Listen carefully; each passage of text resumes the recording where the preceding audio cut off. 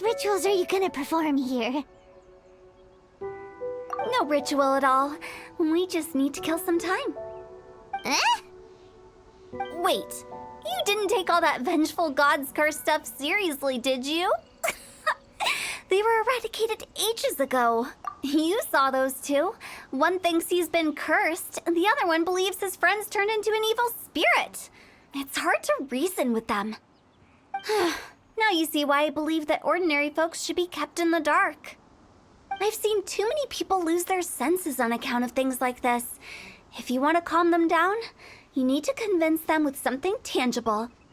And the best way to do that is to make a great show of destroying the boogeyman they believe in before their very eyes. Sounds like that might work. If you were trying to cheer up a 3-year-old. You're onto something. After all, we're only afraid of what we don't know. Because you can't guarantee that telling an ignorant person the truth will improve the situation instead of exacerbating it. What I can do is pretend to pull back anyone who believes their time is nigh.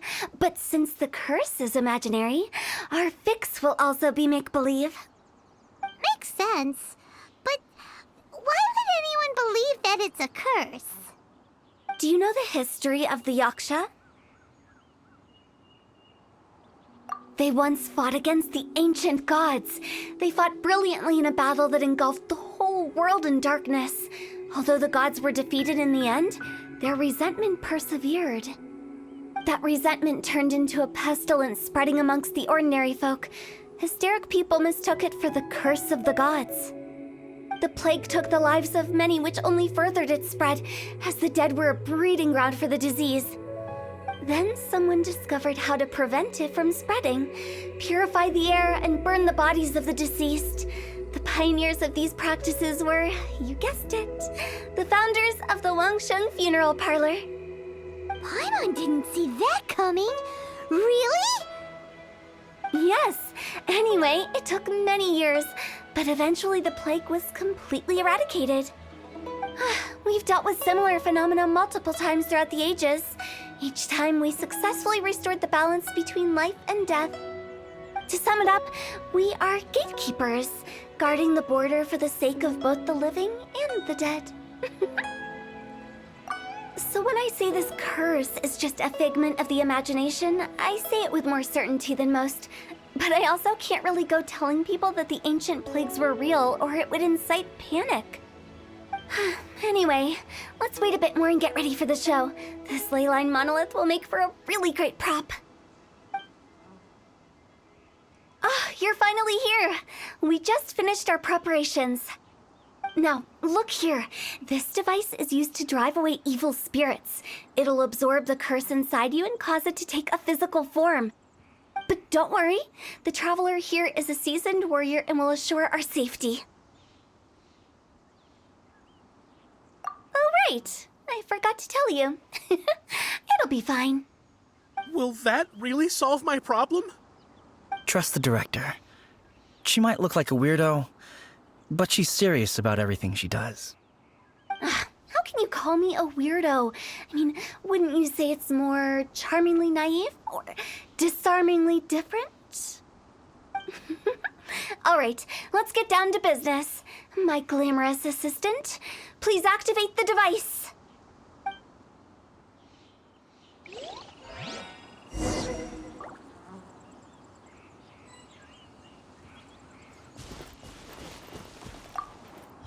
Is it really possible to materialize the curse?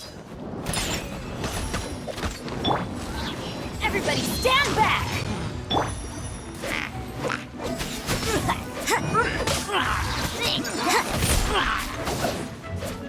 Punishment!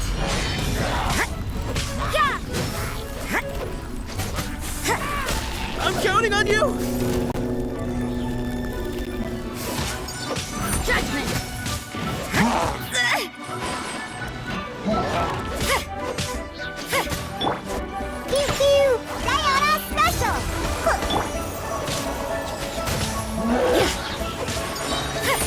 Lights out.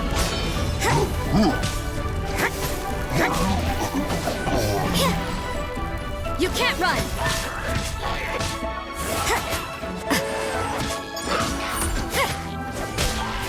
Judgment!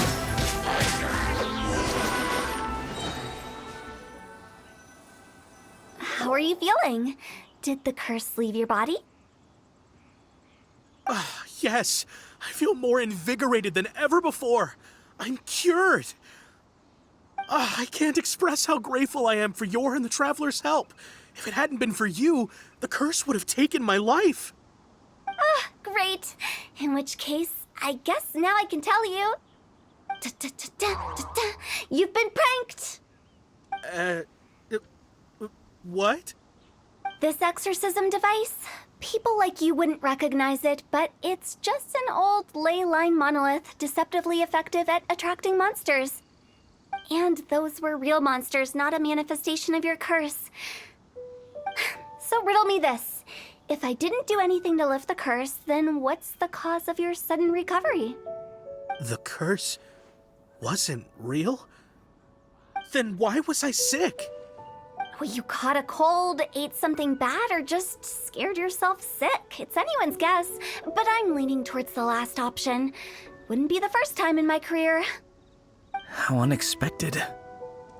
I also didn't expect that, but still, I'd like to thank you. Don't mention it. I found a way to deal with your fears this time, but I can't do it over and over again, so I'd appreciate it if you try not to give in to superstitions in the future. Human life is short. Enjoy it while it lasts. Wow, what a weird thing to say. I shall head back. I'm sorry for troubling you. I feel relieved to see that it wasn't Big G's doing. However, unless he crosses the border, there will be no end to his antics. Since we are done with the matter at hand, can we resume our search for Big G? I believe that won't be needed. He found us first. Big G? I didn't mean to bother you. Any of you. This is Big G? He's just a child? Oh, well, he is a spirit. It's quite normal that he looks just like he did when he left this world. That's not what Paimon imagined when Paimon first heard the name Big G. Let's bring him back to Wangsheng Funeral Parlor. We have much to do.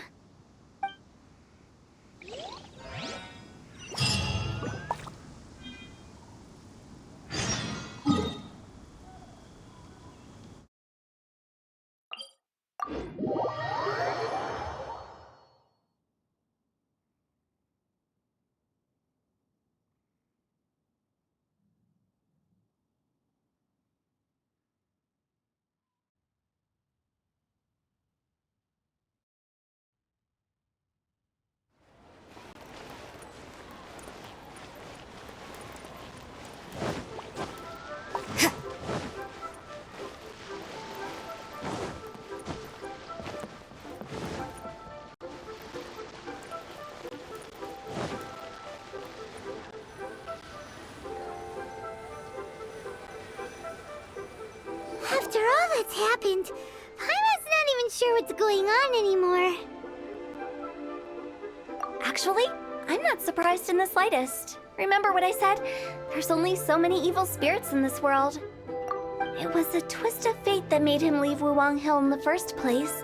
Now, for some reason, he can't go back.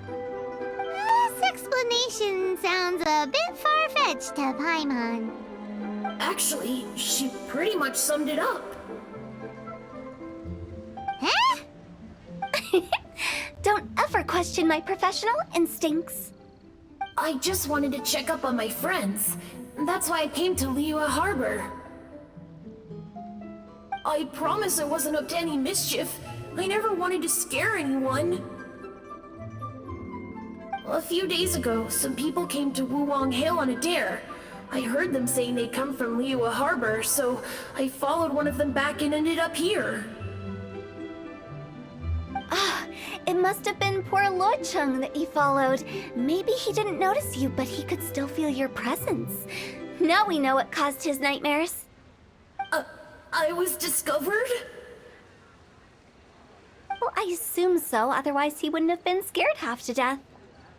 Yeah, Hu Tao and Meng were searching for you all over the place. Oh, that's because I couldn't find them.